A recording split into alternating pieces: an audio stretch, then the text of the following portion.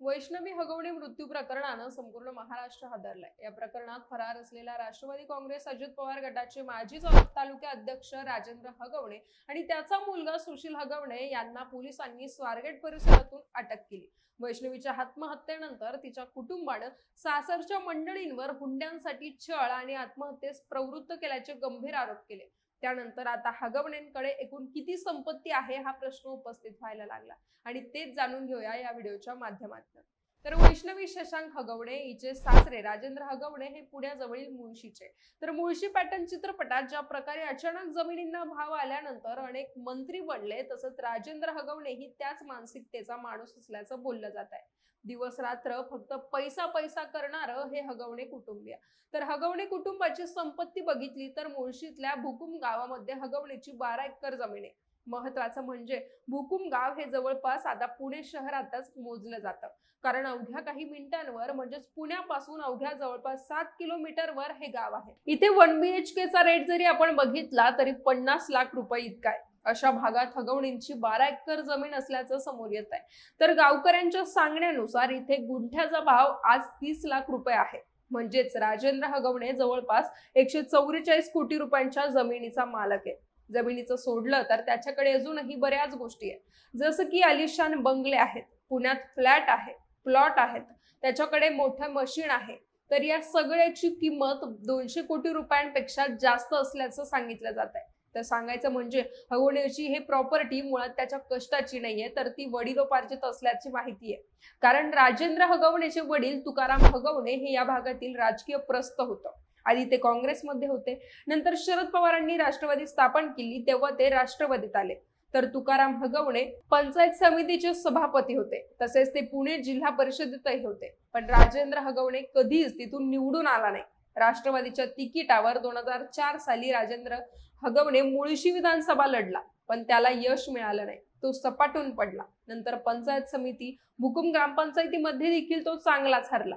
त्याला गावकऱ्यांनी कधीच पाठिंबा दिला नाही। मात्र पवार कुटुंबाशी हगवणेचे असलेले चांगले संबंध या कारणामुळे हगवणे सत्ताधीश असल्यासारखा वावरायचा असं म्हणतात। तर दुसरीकडे मुळशी विभागातील प्लॉटिंगच्या व्यवहारात त्यानं करोडो रुपये छापले। वैष्णवीचा नवरा शशांक हगवणेकडे सुद्धा पोकलेन, JCB आणि डंपर आहेत। या व्यवसायामुळे हगवणे कुटुंबाकडे बरीच संपत्ती असल्याचं समोर येत आहे।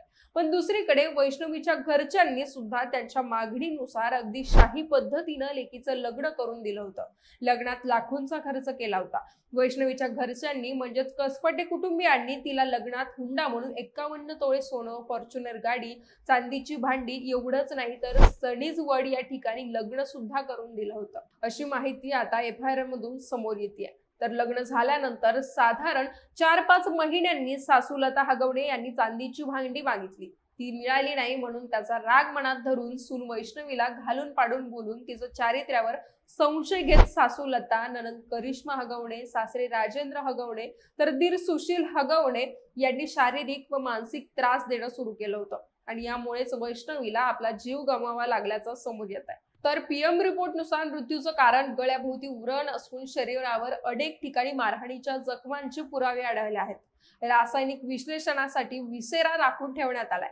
तर पोलीस पंचनाम्यानुसार जखमांचं वर्णन पाहता वैष्णवीला वेगवेगळ्या हत्यारांनी मारहाण केल्याचं आता दिसून येत आहे। त्यापैकी एक प्लास्टिक पाईप आता जप्त करण्यात आलाय। तर विवाहितेचा पैशांसाठी छळ केला, तसंच इतर आरोपींनीही तिला मारहाण केली असून त्याबाबत तपास करण्यात येणार आहे। तसेच हुंडा म्हणून दिलेली फॉर्च्युनर कार आणि दुचाकी जप्त केली आहे। तर लग्नात माहेरून वैष्णवीला स्त्रीधन म्हणून दिलेलं 51 तोळे सोनं आरोपींनी बँकेत तारण म्हणून ठेवलंय। त्यासाठी वैष्णवी यांची परवानगी घेतली होती का? सोनं तारण ठेवण्यामागे नक्की आरोपींचा काय उद्देश होता याचा तपास होणार आहे। याबरोबरच आरोपी राजेंद्र हगवणेच्या मुळशी तालुक्यातील भुकुम येथील कार्यालयाचं इंटेरियर डिझाईनचं काम महेश परांडे यांनी केलं असून त्याचे पैसे आरोपींनी वैष्णवीच्या घरच्यांना देण्यास भाग पाडल्याचा संशय। तर गुन्हा केल्यानंतर आरोपी 7 दिवसांपासून फरार होते। या कालावधीत त्यांना कोणी मदत केली, पळून जाण्यासाठी कोणती वाहनं वापरली, गुन्हा दाखल झाल्यानंतर ते कुठे राहत होते, या कालावधीत त्यांनी आणखी कोणता गुन्हा केलाय का, या सगळ्यांचा तपास आता। तर हा व्हिडिओ यावरून तुम्हाला नक्की काय वाटतं कमेंट करून नक्की कळवा आणि मॉडर्न मीडियाला सबस्क्राईब करायला विसरू नका।